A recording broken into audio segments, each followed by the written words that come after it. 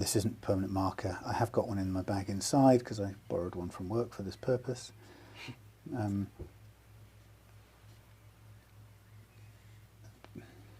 too lazy to go and get it right now. We can do this with this temporary marker. It's not so reliable, but so we're marking up the spots on here that we're going to take our sandpaper to. And here's where we start. So I'll show you the first one, and then you're on your own. So what we do, we decide which end we want to go from, and I got a feeling, I don't know why, but I'm tending more often now to start from this end. Partly because there's more problems in this end. I'm going to bring my super duper zoom camera lens. It's held on by Velcro, by the way. I don't think it can see. Favourite tool ever. Best tool ever. Right, I'm going to even dangle it right on the edge now so you can get the best ever view of this job. Okay, so I'm going to start at this end and we're going to check each time. So holding the paper closed, kind of pressure on that end, it's got a square edge. We're just going to go either pull or push 1, 2, 3 times. Right, then we're going to get our old friend, the rocker, out. Right, we're just going to go, did that do anything to it? No, that's quite a significant one. Yeah. Right, so they didn't do anything, which is cool. I haven't got my right glasses on for this. So we check it again, make sure that we're only covering 3 frets, and we can hear that's still got stuff in it. So without getting impatient, we go nowhere near enough. So we get our block again, and we just push against it, push, push, push, push. Quite a bit. Well, I'm doing a fair bit of pressure, but I'm just doing a few and stopping. Actually, that goes up a little bit higher. That's okay. So it's still going. So I can see that I'm going to go a little bit further back, and this time I'm just going to go up and down on it using different parts of the sandpaper. And that's all you're doing. And believe it or not, it will go away eventually. Yeah. And then if you feel you've got a dunged up spot, just turn the paper around a bit, create another spot, get a clean bit.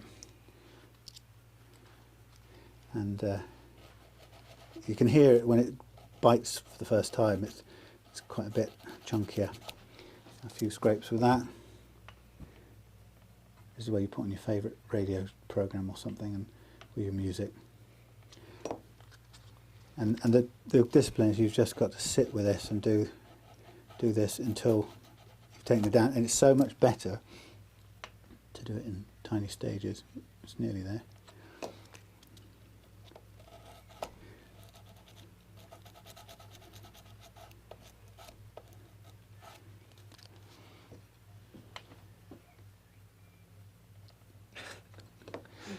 Patience, that's the biggest levelling we've had to do, I think. Yeah.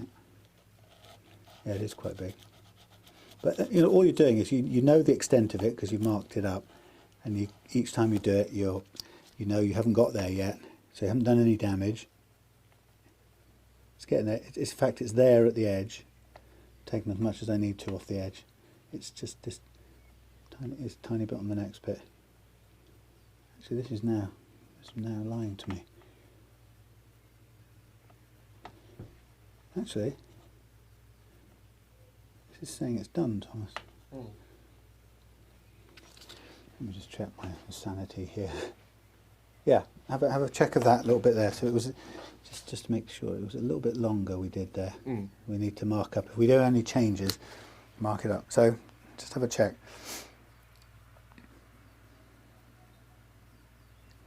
Got a little bit more there. Can you hear that whole ridge? Yeah. Let me check. I'm thinking, am I holding it wrong? Could be.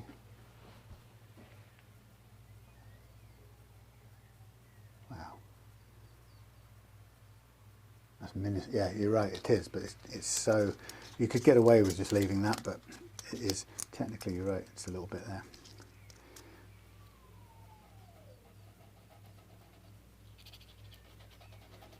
It doesn't really matter how you do it. You're just taking some stuff off There's a tiny bit left.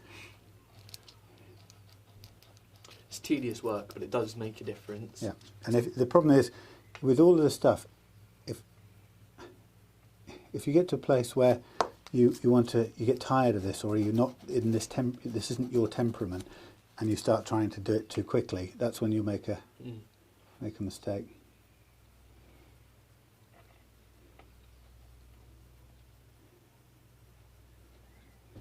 I'll get going quicker in a minute. That's pretty much there for now. So that's all we're doing. You see, it's making. You can see it's actually putting a shine on some spots here. So be prepared to have a fair bit of this stuff handy, and be flexible and just switch it around, cycle it through there. So we know we're done. Off you go. Head off on that next chunk, and then when you take a bit off, check it. So I'd go along the thing.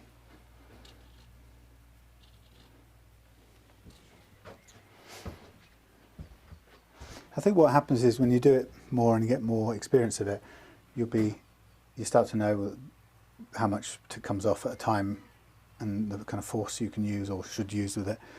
But for now, it's always good to be just cautious, and you won't go wrong. Still got some left. What we'll do, this will take some time, so what we'll do is we'll put a pause on the thing in a minute.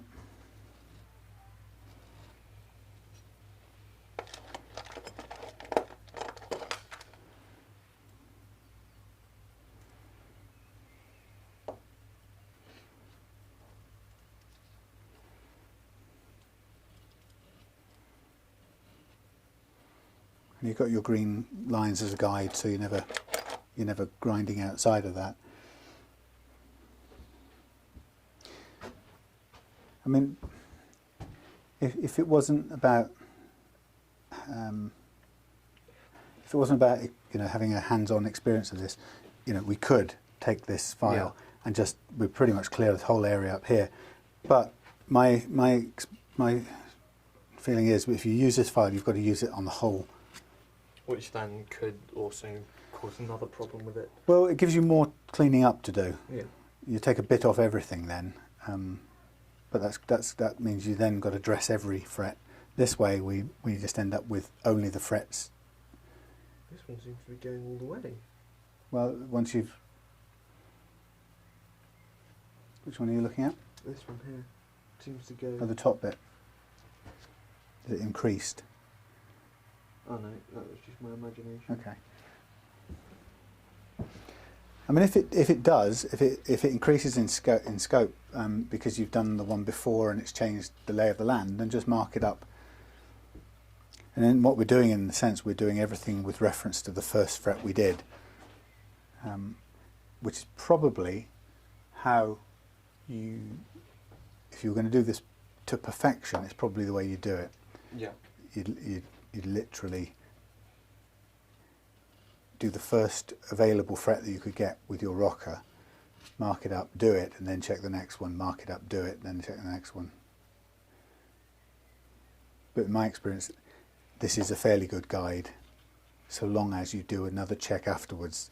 And what you'll find sometimes, Thomas, is when you've done this and you've got all of them done, the thing that you don't think is that's done, you go back over all of it, and you might find something sprung up that wasn't there at all. And it's sprung up because you've changed the landscape. But then when you take care of that, then it usually is pretty much finished after that. It might seem like a long, drawn-out thing, but once you get comfortable with it, it might take you an hour at most to do all of this. Yeah, that one's fine. And when you've done it, you think an hour to turn an average guitar into a really playable guitar that you want to keep, and isn't much of a... It's not a huge investment. Yeah, it's not much of a problem really. No. And you could say, well, wouldn't it be great if they'd have done that at the factory? But I guess they don't, and that's why you pay relatively little for a guitar like that. Okay, so I'm going to put a stop on this for a minute. If I can remember where you start and stop it. Big button.